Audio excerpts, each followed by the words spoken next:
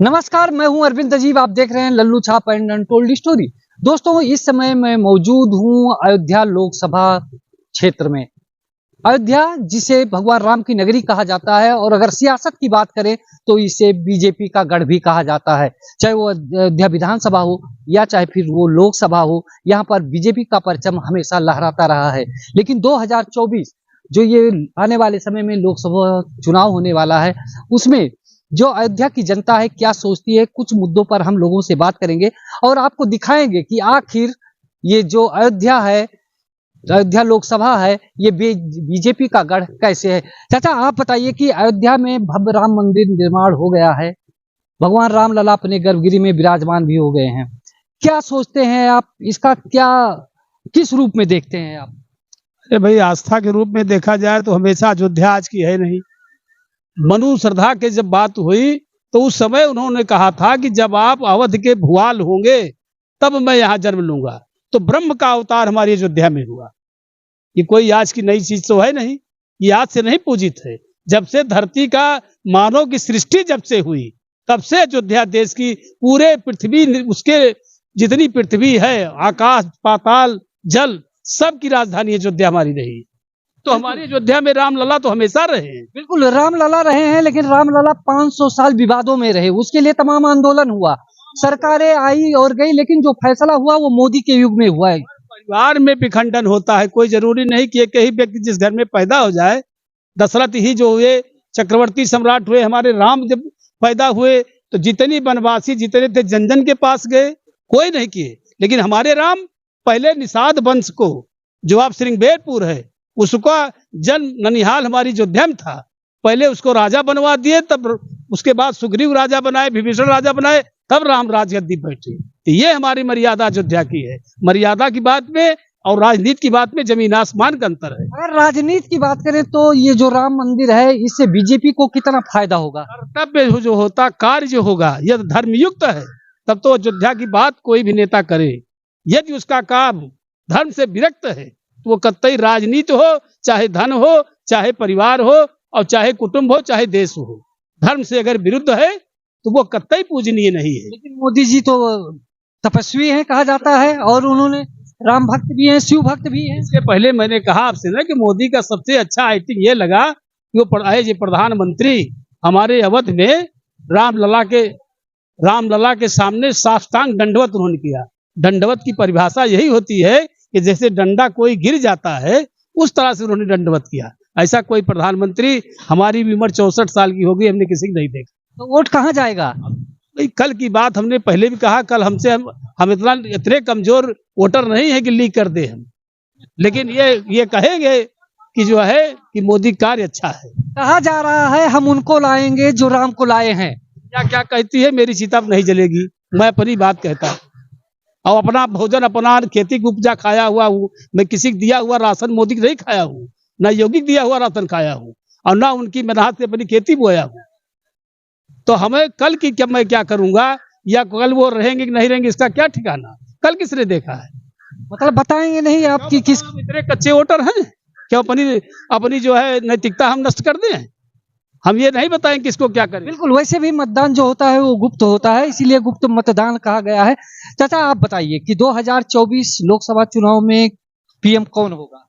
2024 में भी नरेंद्र मोदी ही होंगे, और इसके आगे भी अभी होंगे। इनका कोई विपक्ष का कोई विकल्प नहीं है। विपक्ष के पास कोई मजबूती नहीं है। अच्छा, अगर मोदी जी कह दे कि हमें पीएम नहीं बनना है, हम चेयर पर नहीं बैठेंगे, किसी और को चुना जाए, तो आप किसे प्रधानमंत्री के रूप में देखना चाहेंगे? भाजपा में ही कोई होगा जो आगे आएगा वही। आप अपनी पसंद बताइए, जनता। हाँ, अगला पीएम तो हम लोग योगी जी को बनाएंगे। मोदी अगर नहीं वो करते हैं, योगी जी को ही बनाएंगे हम लोग। जो आप इस चुनाव में, लोकसभा चुनाव में वोट देंगे, तो आपका मुद्दा क्या होगा? किस मुद्दे के आधार पर देंगे आप? हमारा मुद्दा तो भाई महंगाई भी है, और हम लोग किसान हैं, हम लोगों की खेती का मुद्दा है। खेती में छोटा जानवर है, इसको जरूर दूर कर दें। अगर दूर नहीं करेंगे तो हम लोग वोट किसको देंगे हम नहीं बता सकते। मतलब नाराजगी है, आपका वोट कहीं और भी जा सकता है? नाराजगी है, हाँ, वोट जा सकता है। हम लोग किसी के बिके हुए नहीं हैं। हम लोग जो है अगर हम लोग किसान हैं, अगर हमारे छोटा जानवर की व्यवस्था हो जाएगी तो हम लोग इनको देंगे, नहीं तो किसी और को दे सकते हैं। एक छुट्टा जानवर की वजह से आप नाराज हो रहे हैं और जो मोदी सरकार है उसने किसानों के लिए गन्ना मूल्य वृद्धि, किसान सम्मान योजना और ये प्रधानमंत्री समृद्धि योजना, तमाम तरह की योजनाएं जो है उन्होंने किसानों के लिए चलाया और सहूलतें दी। फिर भी आपकी ये नाराजगी, सोलर पैनल भी दे रहे हैं सब्सिडी।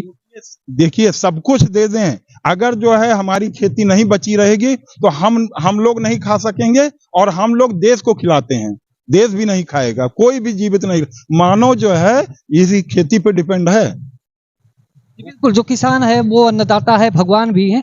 लेकिन एक बात और भी सामने आती है कि जो छुट्टा जानवर है, योगी मोदी जी तो छोड़ने आए नहीं थे, हम ही आपने छोड़ा है, फिर इसका दोष उन पर क्यों? इसका दोष इसलिए है कि देखिए हम घर में सफाई करते हैं, कूड़ा नगर निगम ले जाता है हमारा, तो जो हमारे छोटा जानवर हैं, अब बैल नहीं बन सकते हैं तो उनको हम पाल नहीं सकते हैं। हमको इतना फायदा नहीं मिलता है खेती में कि हम उनको भी पालें, उनको और अपनी भी व्यवस्था कर लें। इतना खेती में इसका अनाज का दाम सरकार निर्धारित करती है, अगर 100 रुपए किलो हम लोग गेहूं बेच सकेंगे हम उसको भी पाल सकेंगे, लेकिन हम लोग एमएसपी पे डिपेंड रहते हैं। एमएसपी सरकार निर्धारित करती है, सबसे कम रेट निर्धारित करती, क्योंकि इसको मानव समाज खाता है। मानव जिंदा तभी रहेगा जब ये सस्ता मिलेगा। तो इसमें हम लोगों को सब्सिडी दी जाएगी, हमारी व्यवस्था होगी, खेती बचेगी हमारी, तभी जो है हम लोग जीवित रहेंगे, तभी हम लोग कुछ कर सकते हैं, नहीं तो नाराज तो होंगे ही। बिल्कुल, जो आप बता रहे हैं कि यहाँ पर आवारा पशुओं की समस्या है, ठीक है चाचा, आप बताइए कि ये 2024 में लोकसभा चुनाव है, कुछ महीने ही बाकी हैं, किन मुद्दों पर आप वोट करेंगे? कोई मुद्दा हमें सोचने नहीं है मोदी के बारे में, योगी के बारे में। हम तो भाजपा को ही वोट देंगे, मोदी को वोट देंगे, योगी को ही वोट देंगे। लेकिन चेतावनी के रूप में जो मैं कहना चाहता हूँ वो मोदी सरकार और योगी सरकार को ये सीरियसली सोचना चाहिए कि जो एक दो मुद्दे जैसे खेती चौपट हो रही है, ये मुद्दा हो गया, महंगाई का मुद्दा हो गया, इन 2-3 मुद्दों पे अगर इन्होंने सीरियसली नहीं चिंतन किया तो कहीं ये नाराजगी विस्फोटक रूप न ले ले, इनके लिए घातक हो सकती है। लेकिन एक बात ये भी तो है, अगर महंगाई बढ़ी है तो उस हिसाब से जो है पारिश्रमिक बढ़ा हुआ है, वेतन बढ़े हुए हैं, टीएडीए बढ़ा हुआ है और महंगाई भत्ता भी दिया जा रहा है। तो मुझे तो आप समझाइए जरा कि एक तरफ महंगाई कह रहे हैं, दूसरी तरफ बढ़ करके वेतन भी मिल रहा है। नहीं, उस रेशियो में नहीं बढ़ा है जिस रेशियो में नुकसान हो रहा है, उस रेशियो में इन्होंने कुछ भी नहीं बढ़ाया है। बेरोजगारी के लिए भी इन्होंने बहुत ज्यादा ध्यान नहीं दिया है। एक तो इस पे ध्यान देना चाहिए, एक महंगाई पे ध्यान देना चाहिए, और दूसरा किसानों की जो ये ज्वलंत समस्या है इसका निवारण करने के लिए इनको कोई न कोई उपाय सख्त रूप से करना चाहिए, नहीं तो यही छोटी छोटी नाराजगी इनके लिए भारी पड़ सकती है। आप भी नाराज हैं? नहीं, मैं तो नहीं नाराज हूं, इसलिए कि मैं कोई जानवर रखता ही नहीं हूं। लेकिन देखता हूं, खेती करता हूं, देखता हूं, कोई जानवर नहीं मैंने छोड़ा है, लेकिन फिर भी आके खा जा रहे हैं, फसल खा जा रहे हैं, वो भी बर्दाश्त कर रहा हूं। लेकिन यही छोटी छोटी जो बर्दाश्त करने वाले दुख हैं जनता के, यही भारी पड़ जाते हैं नेताओं के लिए। चलिए, दुख भी है, तकलीफ भी है, तो चलते चलते ये बताइए ओटावा कहाँ जाए? वोट केवल योगी और मोदी को देना है। हमेशा दिया हूं, पूरी जीवन दिया हूं, पूरे जीवन जब तक सांस चलेगी तब तक दूंगा। बिल्कुल, नाराजगी भी है और तकलीफ भी है, लेकिन वोट जो होगा वो मोदी को जाएगा, यानी कि बीजेपी को जाएगा। तो कहने का मतलब ये है कि यही वजह है कि जो अयोध्या को जो है वो बीजेपी का गढ़ कहा जाता है। भाई साहब आप बताइए, जी बताइए। और मैं कहना चाहता हूं कि इस देश को बड़ी सौभाग्य से मोदी जैसा प्रधानमंत्री और योगी जैसा मुख्यमंत्री मिला है। ऐसा अवसर कभी नहीं आएगा। मेरी सलाह है इन दोनों बड़े नेताओं से, ये अपनी सीट बरकरार रखें। तो अभी आपने जैसा सुना, मोदी और योगी जी जो हैं वो देश के लिए सौभाग्य हैं। सौभाग्य की बात है देश के लिए कि ये दो नेता जो है भारत जैसे देश को मिले। आप क्या कहेंगे? सौभाग्य है ही है भाई, उनका कुर्सी पे बैठे हैं, सौभाग्य ही है। सौभाग्य ना होता तो कहाँ बैठते वहां। अगर तो उनका सौभाग्य है, हम लोगों का कितना सौभाग्य है? अगर हमारी समस्याएं दूर हो तो सौभाग्य है। समस्याएं जब बनी ही है, महंगाई बढ़ी है, बेरोजगारी है ही है। और अभी देखिए सैनिक में अग्निवीर का जो किए हैं, 4 साल बाद जो उन्हें बताया ये रिटायर हो गए, 25% केवल लेंगे, उसके बाद क्या करेंगे? नेताओं में भी क्यों नहीं यही योग्यता रखते कि जो है 4 साल के बाद नेतागिरी से संन्यास ले ली जाए? मोदी जी ने कि प्रधानमंत्री हो या योगी मतलब मुख्यमंत्री हैं, प्रधानमंत्री मुख्यमंत्री के लिए भी कोई योग्यता होनी चाहिए? नहीं होनी चाहिए, कोई अंगूठा टेक हो। बिल्कुल योग्यता होनी चाहिए, लेकिन जो राजनीति से रिटायरमेंट की उम्र है उसे 75 साल किया गया है। उसकी भी उम्र जो है उसको और कम करना चाहिए, 60 साल। 75 साल तो बहुत ज्यादा हो जाए, सोचने समझने की क्षमता कम हो जाती है क्षमता। आदमी जो है इधर उधर बातें करने लगता है 60 साल के बाद।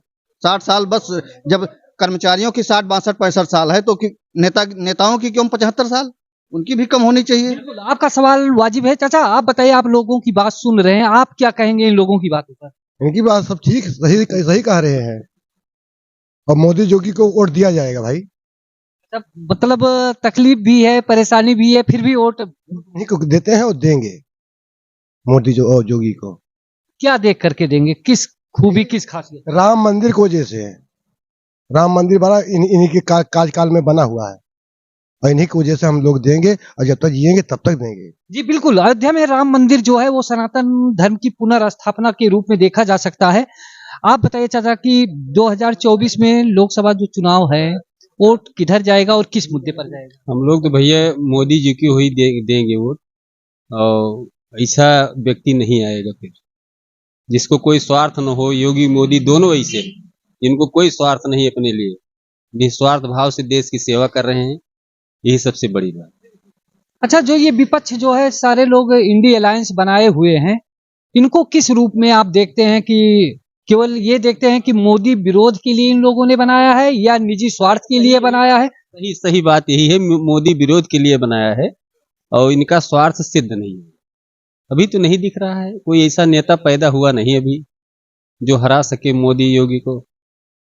अच्छा, एक सवाल और आप ये बताइए कि अगर इंडी अलायंस मान लीजिए सत्ता में आती है, तो क्या आपको लगता है कि इससे देश का भला हो जाएगा? नहीं होगा, कतई नहीं होगा।